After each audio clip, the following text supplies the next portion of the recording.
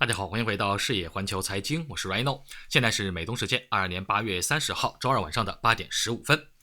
今天的股市开盘之后是不玩虚的，直接跳水，标普最低下跌 1.5%， 盘中虽小幅反弹，但最终标普、纳指还有罗素收盘的时候跌幅都超过了 1%， 道指的跌幅最少下跌了 0.96%。 在标普的11个大板块上，咱们看到所有的板块全部下跌，能源板块领跌。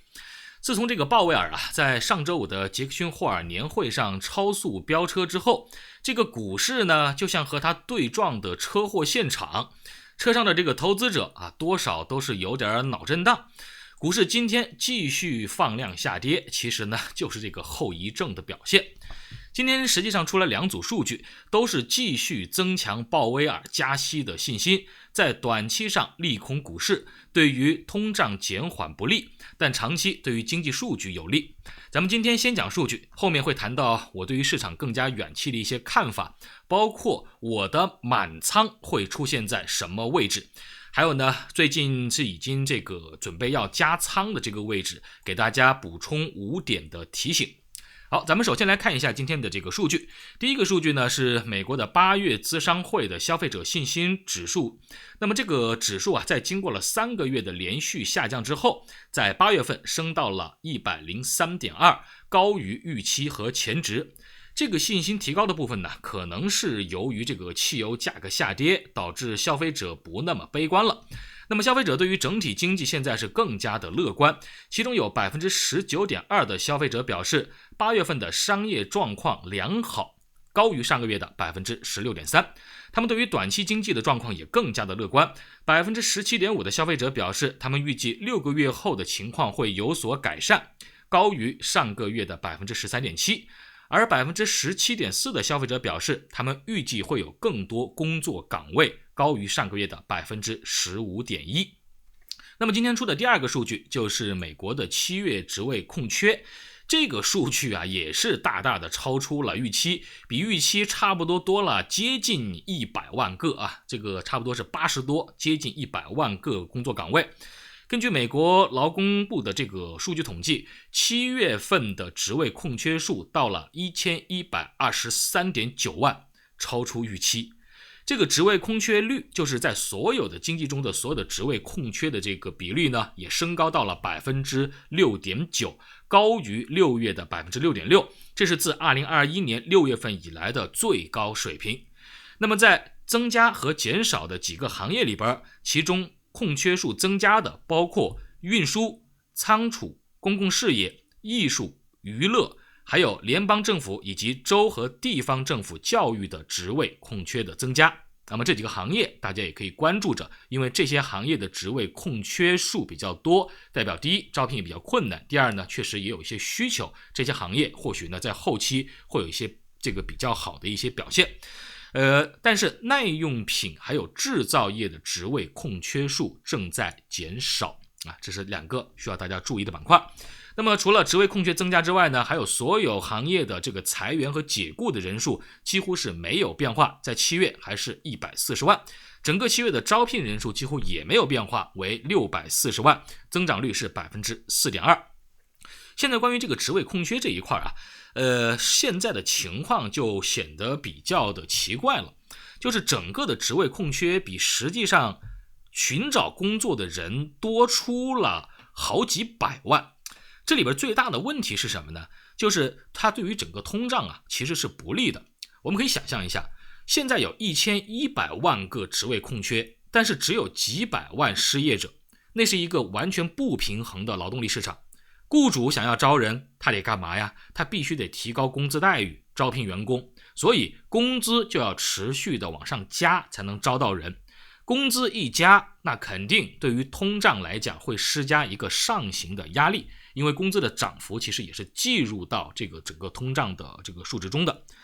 那么通胀继续上行，肯定只会鼓励美联储更加去卖力的加息，那么整个加息见顶的预期就会继续的延后。那么对于市场来讲呢，通胀肯定的这种使劲的打压不是一个好消息。对于股市会跌到哪里的问题，其实呢，我昨天也在节目里边和大家做过说明。昨天的这个收盘之后呢，我说大概有 3% 左右，我就会开始动手啊。下方的这个加仓的这个点位呢，是我预计会加的这个位置，就是在3836到4000这一线。根据我个股的情况，个股如果到位了以后，我就会开始加。如果从时机上来看啊，其实在本周的这个时机有可能会对于市场有一些利好的，有可能会出现在周五，就是有可能会短期止跌反弹的一个契机。为什么这么说呢？因为周五的时候有一个8月的非农就业的这个报告，目前市场的预期是30万的非农就业，它和前值的 52.8 万差得比较远，代表着整体的这个就业数据开始降温。那么一降温对于股市来讲肯定是一个好兆头啊，意味着美联储这边可以适度的松开一点点的刹车。当然，如果数据最终又高于预期了，甚至高于前值了，那么肯定就是另外一个鬼故事了啊！这个股市估计会承压的更加的厉害，所以这是有可能会出现市场反弹的一个契机。那么今天还得说明一下的，就是在通胀这个事情上啊，咱们必须得把很多的关乎着通胀的因素都得说清楚。今天还有一个关于通胀的情况呢，是在前几天其实就已经这个出来的一个政策，就是关于最新的减免学生贷款的这个政策。咱们知道呢，美国总统拜登是已经批准了为部分的学生减免1万到2万美金不等的学生贷款，这就相当于取消了目前一共 1.6 万亿学生总的债务中的5250亿美金，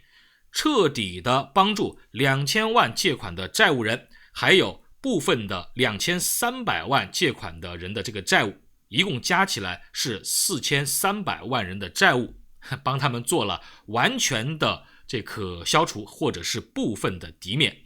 大家要知道啊，这个是在美国现在已经有24万亿的高额债务下背景下的这么一个举措，继续的扩大赤字的规模啊，说实话令人咋舌啊！我看了这个数字，我也觉得是真的是现在的这个美国的白宫这边做的这些措施，仔细想想啊，其实没办法，中期选举到了，对吧？这个猛药必须得用上，你再不用有点来不及了啊。当然，学生债务减轻了，那你作为比较旺盛的这个消费群体，它肯定有更多的余钱用于消费。另一方面，你可以想一下，既然有政府和全部的纳税人共同买单，大手一挥，说免就免，大学抗通胀提高学费，这个理由也更加的顺理成章。所以呢，大学学费一增加，对于通胀来讲，那肯定也不是什么好消息啊。其实美联储我们知道，它加息的目的就是打压通胀，减少这个消费，对吧？减轻通胀，就是要把你的消费的欲望给你打下去。说白了，就是让你消费不起了，你不就自然不买了吗？不买了，你不自然就通胀就下来了吗？但是白宫这边是减免债务，释放消费力啊，给通胀是鼓掌加油助威。这个两者呢，似乎是有点不搭嘎啊。不过最终想一想，你也知道这口锅啊，就是通胀这口锅，估计还得美联储来背。鲍威尔呢，他老人家是第2个任期，他肯定是不想背的，那他只能继续转移出去，必须打压通胀，猛烈加息。所以咱们的股市啊，看起来还是得跟着去遭殃。对于股市下跌的点位问题呢，刚才其实我谈到关于周五的这个契机，但不管怎么样，时机我们说只是一个推测，还是要遵循一个原则，在现阶段是点位优先。或许还没有到周五的时候，股市已经是一口气，对吧？一屁股就坐到点位上了。那么那个时候我的持仓股到了位置该进场，我就择机进场了。目前呢，这些持仓股实际上昨天给大家讲过的这些点位啊，这些东西啊，我都没有去挂单，避免就是市场出现一些大幅的这种下跌之后啊，导致这些挂单显得比较的被动。所以依旧是在这些点位的区间选择等待。等待什么呢？等待止跌形态。止跌形态的意思就是别人进场了，我也进场了；有人抵抗了，我也跟着抵抗啊，就跟着大溜，大家的资金怎么走，我就跟着怎么走。大家不进，那么我到了位置，我也只能继续等哈。如果完全是没有任何的止跌形态，直接就把这个位置也跌破了，那没办法，那我就只能继续的去等下一站。昨天讲过个股的点位，如果没有看的朋友呢，可以回过去看一看昨天的这个节目。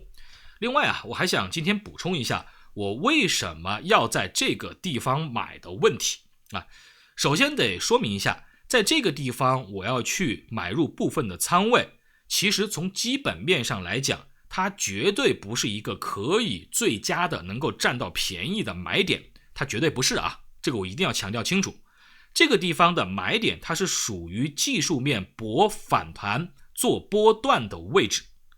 在这里如果你想进场，你必须有几个问题你要去考量，我把几个问题跟大家讲清楚，这样大家会选择说那我能不能买，我应不应该做，那你就看个人的一个情况了啊，你不一定要跟着我来做，因为每个人的持仓不一样，承受力不一样，对于后市的判断也不一样，那么你跟着做了，有时候你根本就没法做，下方我还能补仓，你都满仓了，那怎么做呢？对不对？好，我讲清楚啊，一共就5点告诉大家。首先，第一是我现在在这个地方就预计准备先买一买，是因为我的仓位现在的仓位是比较小的，我有很大的容错空间，因为我的正股目前才 35% 的仓位，如果后面继续下跌，跌到下边，后续我还有现金仓位可以继续买入。我目前的总仓位不高，如果你已经非常高的仓位了，你现在已经都是50、60、70、80、90，甚至都满仓了，你说我再融资一把，杠杆一把，再上一把行不行？那我还是奉劝大家三思而后行啊，这个你的仓位已经不算很低了。第二，就是我在这个地方进场是以技术面优先，因为这个地方我曾经讲过，它是在6月中旬以来向上反弹，在这一段大的反弹里边回踩，也就是下跌的极限的结构的防守位置。如果要反弹，这个地方它就会反弹了，如果不反弹，资金放弃了这个关键的防守点位，这就代表着从6月中旬到上方这一段的反弹走势全部结束，反弹完全的结束，市场就会去测试之前的这个低点，之前低点这个测试之后就会走更大的这个下行的预期啊，就是我们说走衰退的那个下行预期，回到在这轮反弹之前的那个故事上，就是在6月之前的那个逻辑上啊，所以这是我们说在这个地方它要反弹就反弹，不反弹那就没有办法了，那就往后面要走啊，所以要测试更低的位置，甚至比这个更低都是有可能的。第三个地方，为什么我会在这个地方去说做一下准备，是因为目前从几个技术面的指标上已经是接近了超卖，只要再往下跌一跌，出现了超卖加上底背离，这就是一个非常好的反弹的波段的信号啊，反弹波段的信号。因为我说我做的是一个震荡市啊，我做的不是一个单边上行或者单边下行的市场，那么震荡市就要抓住这些其中有什么8个点、10个点的指数变化的这种震荡，这种机会就可以拿一拿啊。如果它就是太小了，就那么2个点、3个点呢，那可能压根就没什么必要去做啊，浪费时间也好，你浪费精力，你还不如拿着别动呢。但是它如果出现那种比较大的这个信号，还是可以做一做的啊。好，所以这是第二点啊。第三点，这是这个技术面的位置是一个比较好的位置，所以这地方做好了一个准备。那么第4点就是我们需要去关注的，从基本面上，从债券市场来讲，由于2年期和10年期的国债收益率其实倒挂已经是有一段时间了，很明显这是市场的债券市场的资金在压住经济衰退的一个典型的指标。债券市场既然已经在压住经济衰退，但股市似乎还在边走边看啊，它计价的现在还不是我们说真正的这个衰退，现在计价的只是增速放缓，它没有去完全计价这个衰退。主要的原因我相信有2点原因啊，第一个就是有中期选举啊，有这种炒作的空间和契机。第二个呢，就是大家还在等一件事情，就是由于鲍威尔在周5讲完话之后啊，市场现在在思考9月份它是一个重要的节点，因为9月份会有点阵图嘛，会有经济前景预测，会有前期未来的这个加息的中性利率的这个预测都会有，所以它是一个阶段性的对于未来的3个月一个这种走向指标性的这么一次会议。所以9月之后它如果一口气又加的比较多，后面会不会继续再炒作一轮在9月之后的加息预期见顶啊？我这里说的是预期见顶，不一定是真的见顶了，对吧？只要有预期，大大家说9月份加完息之后，市场给出来的一个前瞻的一个中性利率的目标，比如说 4% 还是 4.25%， 那市场就可以计价了，它就可以了解到在未来3个月能怎么干了。所以我猜呢，市场或许在等着这一个有可能去做的一个点，它才没有说走得那么快啊。行情再炒作一轮加息预期见顶，我觉得也是完全有可能的。因为在6月份这一波，当时我们在5月份讲的时候，6月份讲的时候就讲到过，这一波当时就有炒作过一次，6月份的会议之后加息预期见顶，所以市场呢当时也跟着往上爬啊。所以这是2个我认为有可能市场现在股市不跟债市的一个最主要的原因。还有一点呢，就是之前我们在今年年初的时候就持续的在讲一件事情啊，这个数据还是列出来给大家看，大家看得比较清楚，就是关于计价经济放缓和 EPS 增速放缓以及衰退的问题。如果是在3500点的上方啊，就是3500点上方，那么市场其实计价的都是 EPS 的增速放缓啊，当然还是计价的是增长，只是增速放缓，它还没有衰退。那么对于标普 EPS 衰退的压注，在3500点上方是一个5-5开的局面，就是说它有可能衰退，有可能不衰退，是一个来回摇摆，市场并没有一个确认的一个衰退的指标。但是如果市场一旦走到3500点之下了，就是真正的市场大多数的人认为衰退已经实质性的发生，标普的 EPS 的衰退已经是木已成舟，已经是要往下去计价了，所以那个时候才会真正的开始走这种所谓的继续下探啊，就是3500点之下去走衰退的这个目标。那么至于真的计价了标普 EPS 衰退能跌多少，取决于 EPS 衰退的幅度。这个观点之前讲过啊，怕大家忘记了，所以我又拿出来了相应的这个数据，大家可以看一看我现在这个写的一个情况哈。所以按照一次典型的衰退，综合历史数据来看，标普从今天的4000点附近，如果真的是一次典型的衰退，下跌 26%， 就是 EPS 啊，衰退 26% 左右，那它的极限的空间从现在开始往下还可以再跌 20% 左右。指数啊，我这里说的指数，如果指数能跌 20%， 个股能跌 30% 的 40% 的很正常啊，那是非常正常的。所以我是做好了这种准备的，就是这个地方一口气跌到下方的3000到3200，这里面有 20% 的空间，我的仓位也是做好了这种准备的。我不知道大家是否做好了这种准备啊？所以跌到这个地方的时候，3000、3200，预计我就已经差不多满仓了啊。在这个过程中，我是差不多满仓了，因为我是一个左侧的做法啊，多数我做的是左侧，有少量做的技术面的右侧，但多数正股我做的都是左侧长线做多。我做的不是指数啊，我做的是这个个股。个股这边的话，还是优先选择基本面比较良好的个股，才会去加到接近满仓。我的满仓差不多也就是 90% 啊，并不是 100%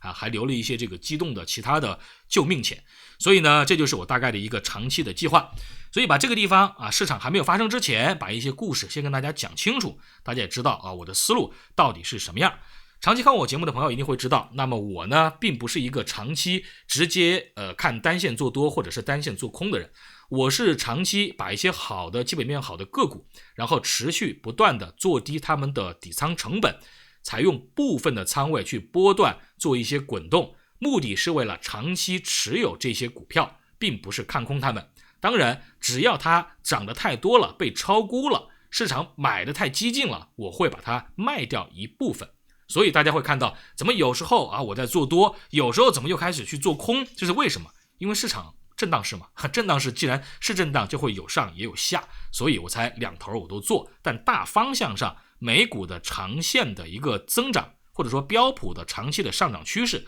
是没有改变的。其中一个最核心的原因，大家知道是什么吗？企业能力、营业能力是其中一方面，第二个是标普的成分股的运行机制决定了它这个指数就是不断的往上持续攀升的，因为它会不断的剔除掉那些增速不好或者已经进入持续衰退的股票，然后把那些新兴的行业、好的前景的公司、盈利比较不错的重新添加进标普500指数里。所以它会不断的有新鲜血液在往里边补充，把那些不好的剔出去，这样你想想那是不是能够长期有一个增长的过程呢？所以它的指数成分的逻辑就是这样的啊。但是能涨多少，能涨多久，这个就不好说了。遇到经济衰退 EPS 持续的大范围衰退，它可能横上2年震荡个3年也是有可能的，然后突然在1年里边一下就涨个几十，对吧？就跟房价一样，很多时候贴在那儿不动，但是要涨起来的时候砰一下它就涨个几十，它可能就是这样一个道理。好，这个呢就是咱们今天节目的全部内容。非常感谢大家的收听收看和点赞转发，那咱们就明天的同一时间再见。